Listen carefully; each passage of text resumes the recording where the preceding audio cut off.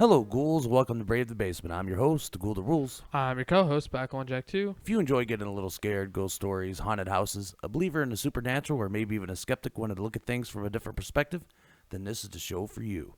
Today's episode is sponsored by Ed's Barbershop. Ed's Barbershop is located at 210 Lane Street in North Judson, Indiana. So if you enjoy getting your hair cut from a hometown barber with that old-fashioned feel, then dial 574-896-3344 and schedule your appointment today. Hey, Blackjack, how's it going? I'm doing pretty good. Nice to hear. So today's episode, we are going to be talking about the Bellamy Bridge. Have you ever heard of it, Blackjack? No. So I found this when I was just looking for some random ghost stories. I always like to have some random stories on hand just in case I need them. And I ran across this, and it's a pretty big deal down in Chattahoochee, Florida. And so we're going to get into this. It's got a little bit of everything. It's got some history to it. It's got a whole urban legend to it. And then the ghost does. And then there's even more ghosts talking about this bridge. So like I mentioned, the bridge is in Chattahoochee, Florida on the upper Chipola River. The first recorded crossing of the river in the vicinity, not the actual location, just close by, was by the expedition of Spanish explorer Marcos Delgado in 1686. The Battle of Upper Chipola was close to the area of the bridge's location.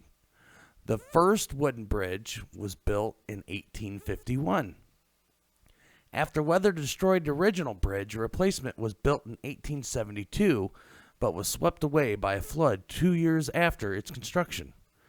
A third wooden bridge was built in 1874 and lasted until the historic steel frame structure seen today was built in 1914.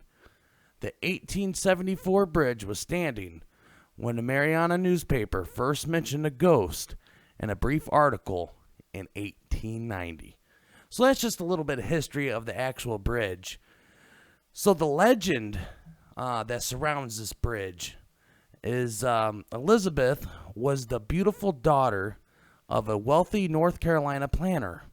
She fell madly in love with a dashing young doctor from her home state named Samuel C. Bellamy. Her sister had already married Samuel's brother, Dr. Edward C. Bellamy. After a prolonged courtship, the couple's engagement and wedding plans were announced. Samuel and Elizabeth, along with Anne and Edward, had already decided to move to Florida, and it was there that Samuel built a magnificent mansion as a wedding gift for his young bride. She was so taken with the home that she asked if they could be wed in its rose gardens. Samuel agreed. The wedding took place on May 11th, 1837. Surrounded by the roses of the beautiful garden, Elizabeth supposedly ended her vows with an extra line, "I will love you always and forever. Never will I leave you." The couple and guests retired inside the mansion for a magnificent reception and ball. There was dancing, music, food, drink, and something for everyone. As was the custom of the day, Elizabeth soon excused herself and retired upstairs to the master's suite to rest. She sank down into a cushioned chair and, surrounded by her luxurious gown, fell soundly asleep. While she was sleeping, her arm knocked over a candle. Elizabeth awakened suddenly to the sensation of intense heat, light, and pain. Downstairs, the party was in full swing when her shrieks were suddenly heard from upstairs. As everyone turned to look, the young woman came running down the staircase, engulfed in flame from her head to her toe. Her husband and others tried to save her, but she was so badly burned that she lingered only a few days before passing away. Her last words, according to legend, were, I will love you always and forever. Never will I leave you." Elizabeth was true to her promise. When a depressed and alcoholic Dr. Samuel C. Bellamy took his own life in Chattahoochee 15 years later, she rose from her grave, expecting to join with him to continue their journey together to paradise. But Samuel never came. Suicide victims in that day and age were not given status in the church, and he was buried in an unmarked grave in Chattahoochee and forgotten. Elizabeth, believers say, walks the swamps around Bellamy Bridge to this day in search of her true love. The oldest report of a ghost being sighted at the Bellamy Bridge is from a Mariana newspaper of 1890 that mentions the Lady of Bellamy Bridge has been seen of late. People report seeing orbs, lights. Sometimes they report seeing Elizabeth walking across the bridge in a wedding dress, waiting for her lover. And something else I found that was really cool about this is every Halloween they have a ghost tour of Bellamy Bridge. It says here, you can face your fears at this chilling place on the Bellamy Bridge Ghost Walks, held each year around Halloween. You may be visited by Elizabeth's spirit on this terrifying tour that features the historic crossing. Yeah, definitely ain't going there. I would love to go on this one. Unfortunately, Florida is a very, very long way away, and I'm not going to go all the way to Florida just to take a tourist ghost tour. But what'd you think of this urban legend, Blackjack? Have you ever heard anything like this one?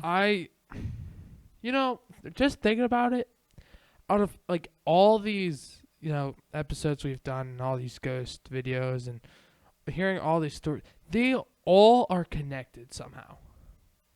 What do you mean exactly that they're connected? So there's usually someone who's dying and they always have a regret or they're looking for something. Well, And that's so- why a lot of people believe that when someone dies, they don't move on to the afterlife because there's something Bounding them. binding them here on Earth. So in this situation, she died, and there supposedly, according to this legend, she was waiting for her lover's death. So she wasn't even a ghost, which I find very interesting, until after he died. And he committed suicide. And So the funny thing is, it was like the legend states that, she was waiting for him, waited 15 years. And then when he didn't come to meet her, she has been reported ever since wandering around this bridge looking for her lover. then the question is what happened during those 15 years? It's because she wasn't first sighted until the death of the husband. She was just laying in wait. Wait. Yeah, just waiting for this man. And so another cool thing about this bridge is Elizabeth Jane Bellamy is not the only ghost associated with Bellamy Bridge. Believers say there are 3 more restless spirits roaming the woods around the historic bridge. Of course there is. Residents living along Bellamy Bridge Road, which once led to the bridge, have long told the story of a ghostly wagon that passes by late in the night. It is said to be pulled by a mule and driven by a driver who rides slowly to and from the bridge. On the way there, he has a head. On the way back, he does not. The legend seems to perpetuate the memory of an incident that happened in the vicinity during the early 1900s. A father who was involved in a bitter domestic dispute with his wife brought his young daughter down Bellamy Road to the Chipola River and decapitated her with an axe. He then used the blade of the same weapon to cut his own throat and commit suicide. Occasionally, strange lights can be seen and photographed in the pairs around Bellamy Bridge. Some believe these are the ghosts of the man and his unfortunate daughter. Others say that his wagon can be heard and sometimes even seen as it slowly creaks its way up and down the old road. The other ghost story associated with Bellamy Bridge originates with the 1914 murder there of Sylvester Hart, a moonshiner.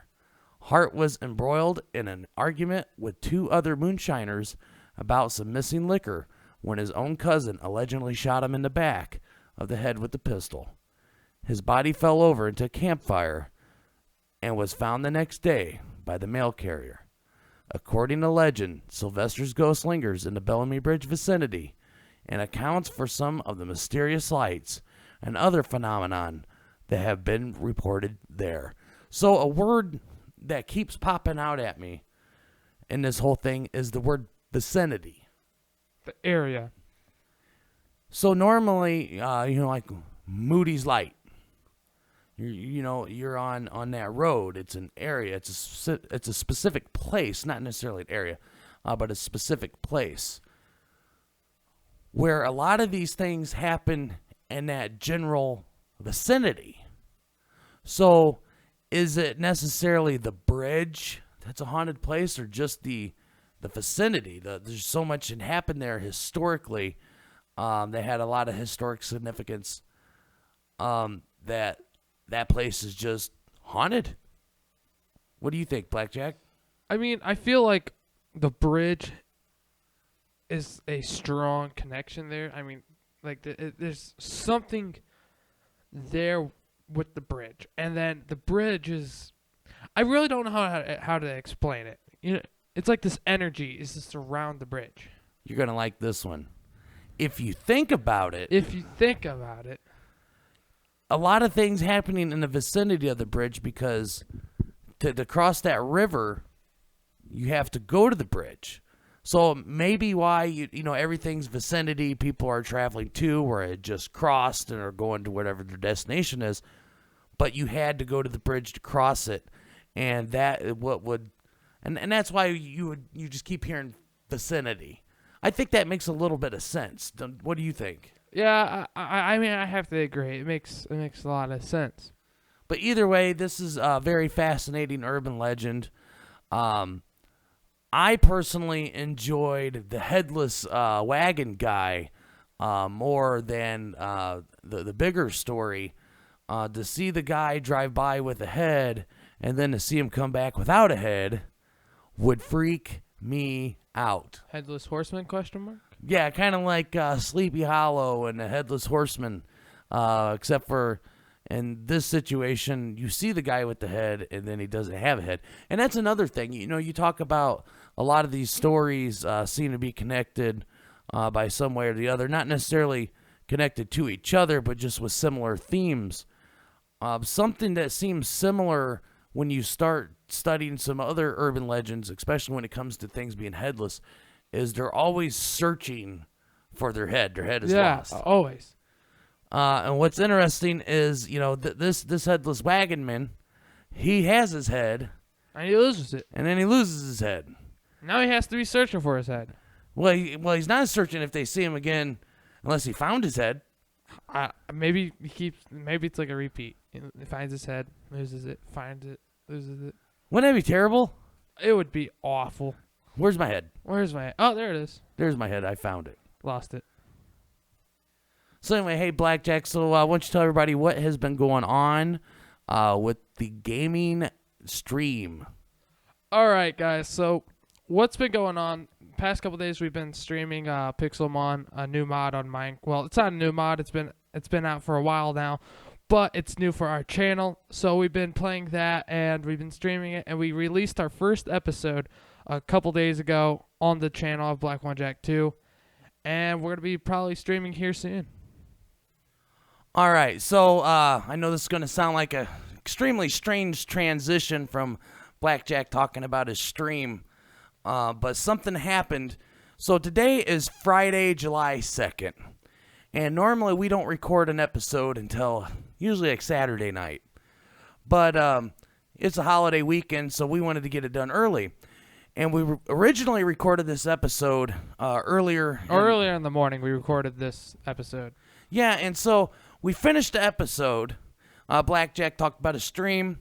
We went into our regular outro. I threw in outro music, saved the file, and I looked at Blackjack and I said, "Hey, Blackjack, since we're done early, you just want to go grab a bite to eat, go get some lunch?" And he said, "Sure." Well, I have a golf cart, and we jumped on a golf cart, and we drove the Subway, and we got something to eat. And after we ate, we was leaving Subway, and I said, you want to take a lap through town?" He said, "Sure, why not?"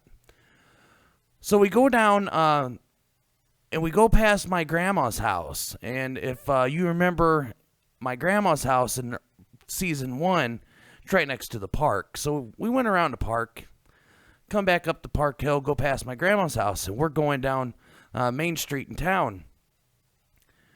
And about 2 blocks from us, this car, it was a van actually, this van completely blew a stop sign and went across Main Street.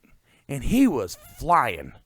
And I looked at Blackjack and I said, man, that guy didn't even look. And just to let you know, this, I believe, if I remember right, this place is a 4-way stop. Blew the stop sign. No, it's not a 4-way stop. Not? No, because there's no stop sign at all on Main Street. That's right. So it's a 2-way stop. It's a 2, yeah. So he just completely blew it. And like I said, I looked at Blackjack and I said to Blackjack, I'm like, man, that guy didn't even look. And just right after I said that, we seen 2 police cars. And we're like, oh man, they're hot on this guy's trail. So, like I said, we're on a golf cart, so we're only moving about 15 miles per hour. And so we get up to the same road that the guy was on, and we turned on it. And I'm guessing maybe 5 blocks down the road, it tees off, and we seen the police turn left. So we obviously went left. Yeah, well, so we drove all the way down to that T road, and we turned left. And right before we turned left, there's this house there and a yard. You could see where the guy drove through these people's yard. And I was showing Blackjack, and there's a stop sign, so we stopped, and I made sure nothing was coming, and then we turned. As soon as I turned, we see the van coming towards us. I mean, dead on. I mean, it was lucky for us. School Who Rules saw it early, and he pulled into a driveway. And by the time we got to that driveway, they were already next to us. Yeah, and so this van, the front tire, gone. He's just driving on the rim. Sparks are flying all over the place. So he passes us. The 2 police cars pass us. So I'm kind of turned funny in this driveway, and there's these 2 fences on both ends of the driveway, and I'm kind of sandwiched in between them. So I'm trying to like back out and pull so we can go back around because we're trying to follow the action but stay a safe distance away. So we go around, and we don't see nothing, but we start hearing something going towards the other direction. So we keep driving, and we go down the road. Just really quick, we're following because this guy doesn't have a tire. He's leaving a trail. Yeah, on that's the road. right. There's like this like scratch marks, but like only one mark, obvious, because one of his tires is just rims. And so we kind of follow that and the sound the best we can, and we're stopping and we're listening, trying to hear the police sirens. And we end up driving next to the elementary school. And we see the guy, the van slammed right into a fence of the school. And his van, for whatever reason, was not able to go through the fence. And kind of around the corner from that is where all the cop cars were. And so we pull onto the road, and an ambulance comes at that point. We pulled over for the ambulance. And right next to the school is a radio station. And we pulled into the parking lot of the radio station. And we're talking to this guy, just some guy in a car. And he goes, yeah, I seen this police chase a few minutes ago. And they went over a set of railroad tracks. And he's like, it was like Dukes of Hazzard. This guy grabbed some serious air on the train tracks. And so we're sitting there and we're talking to that guy. And we're just watching the police. Because at this point, the guy's already cuffed and stuffed in the cop car. So we didn't even get to see that part. But this other car pulls up. And this woman gets out. And she's just completely upset. And she said that the guy came through her yard, almost hit her, and almost hit her 6-year-old grandchild. So she was really upset. And so we were talking to them and found out that after he had passed us when we were sitting in someone's driveway, that he went down this dead-end road and took out a fence. So me and Blackjack, we took off and we went to check out the fence. Blackjack, so go ahead and take it over from there. So first I want to mention a quick little story. So when we were talking to this guy and another lady, we got told the name. We're not going to drop the name. We got told the name, and the guy in his vehicle, he's like, That's my name. Oh yeah, that's right. So the guy's like, yeah, that's my name too. Same first name and last name. Yeah, same first and last name. Like I said, we know we're not going to talk about this guy's name on this podcast because this isn't a current event or any. This is a paranormal podcast. But we wanted to share this story because we literally recorded the episode, went and got something to eat, and then ran into all this. Guys, we literally went from ghost hunters / podcasters to detectives because we literally spent the next almost 2 hours figuring this guy's trail, and it was a lot deeper than we actually thought. Yeah, it was. So after we seen the fence that he went through, we ended up like he said, we were following the trails. I mean, there's rubber all over the roads, and he left these gouges in the road, and we're driving around, and we come up to the stop sign. And this was my favorite part of the whole day, Blackjack. This guy waves us over, and we pull up next to him, and he starts talking about, what we didn't mention, Blackjack, is a lot of people were out in the area. A lot of people were mad because he just went through a lot of people's yard in this community, and it's just shocking. Yeah, so, I mean, everybody's outside. Everyone's talking. There's groups everywhere. Cars are pulling up to other cars. So we pull up to this guy, and he goes, hey, did you guys get to see any of it? So we told what we seen. And the guy goes, yeah, I missed the whole thing, man. He goes, I was taking a dump. And me and Blackjack about fell off the golf cart, rolling, talking to this guy about the reason why he missed it. But he said, I heard it on the scanner. Yeah, the very unfortunate thing is that I have a scanner on my phone, and for some reason, it would not connect. Yeah. For some reason, I was like, oh my gosh, this would have been awesome. Well, then, so this guy proceeds to tell us that, hey, from the scanner, and this is where we got some more information that we didn't originally know, that the chase started on one side of town, went to the other side of town, back to the other side of town again, and then back to where we were. So we were there kind of at the last end of this thing. And so we went to the original side of town that this started, and this is close to my house. We're talking a couple blocks away. The guy took out one of my neighbor's mailboxes. So I didn't even know that this was going on because I tried to figure out where we were when all this when this originally happened, if we were still eating or if we had already left at this point. If we already left that Subway, yeah. We left Subway. I think that's when he was on that other side of the town. And then it would have been when we were at the park.